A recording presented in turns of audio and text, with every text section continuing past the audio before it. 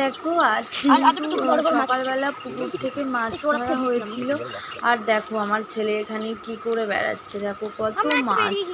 আর এই মাছগুলো কি কি মাছ আমি ঠিক চিনি না অতটাও, তোমরা যদি কেউ মাছ চিনে থাকো আমাকে অবশ্যই বলো। আর দেখো কিছুটা মাছ কিন্তু খাওয়ার জন্য রাখা হয়েছিল, আর কিছুটা মাছ পুকুরে ছাড়া হয়েছিল। ওই যে তাল গাছটা দেখছো, ওখানে কিন্তু এবার তাল গাছটায় প্রচুর তাল হয়েছে। মাসিকে বলেছিলাম মাছগুলো কেটে দিতে।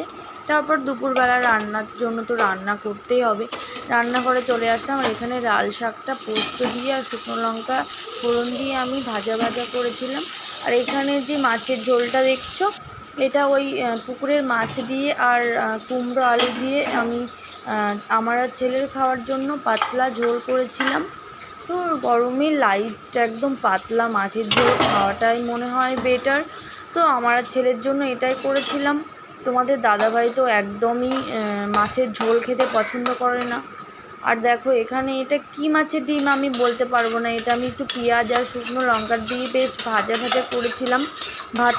ভাতের পাতে খেতে বেশ ভালোই লাগছিল খেতে।